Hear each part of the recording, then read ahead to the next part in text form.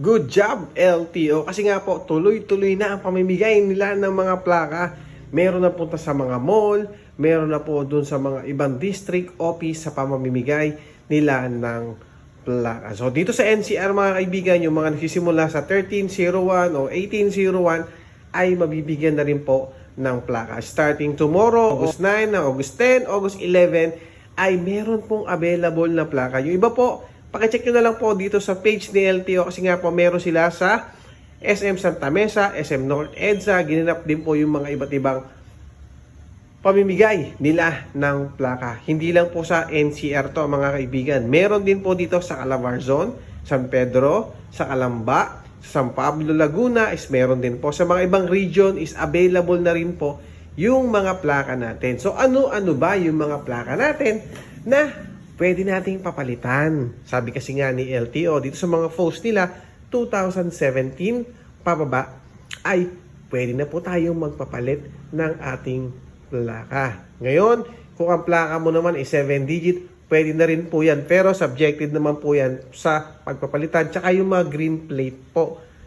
Pwede nilang palitan pero subjected po kung papalitan pa nila or hindi. Pero mas maganda mga kaibigan, mas masasuggest ko lang na mas ipaunahin po muna natin na mabigyan or kumuha ng plaka yung mga wala pa pong plaka o ang gamit pa nila yung MV file. Kasi nga po, sila yung matagal na rin nag-antay na yung plaka nila ay wala pa. Kasi alam naman natin, ito po ay bayad na. Kaya pag kumuha ka ng plaka or nagpapalit ka ng plaka sa LTO, ito po ay libre. So bukas po ang mga tanggapan ni LTO Sabado, Linggo, Lunes ng alas 9 o 9 a.m. hanggang 4 to 5 p.m. So depende po yan sa mga branches o sa mga district kung hanggang anong oras po sila.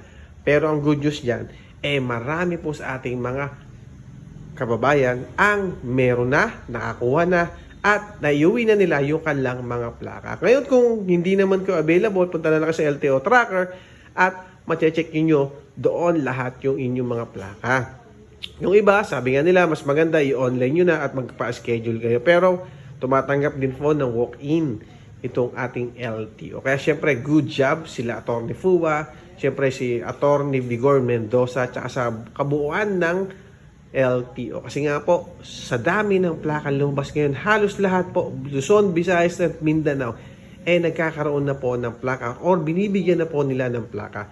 Meron pa nga po silang program na on the spot, sila nagbibigay ng plaka sa kalsada po sila, namimigay ng plaka. Pero syempre, big salute po sa inyo mga taga-LTO. So maraming salamat ulit sa mga taga-LTO. At ulitin ko mga kaibigan na yung mga pupunta po sa LTO, mas maganda po yung mga motor ninyo ay nakarehistro po.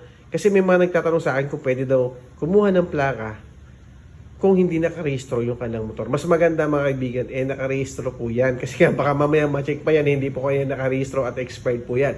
Mamaya magka-penalty pa kayo. At papaano kayo pupunta ng LTO kung expired ang inyong rehistro? Ayan, di ba?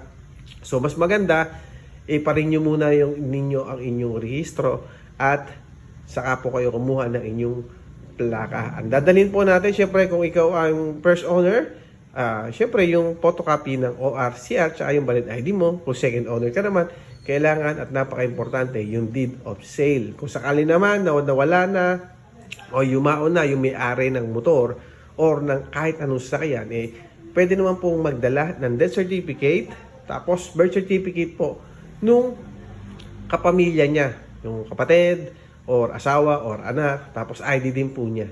Tapos syempre yung ID mo rin. Okay? So yun ang mga kaibigan. Syempre inulit ko, big salute at maraming salamat sa LTO. Bye-bye! Thank you!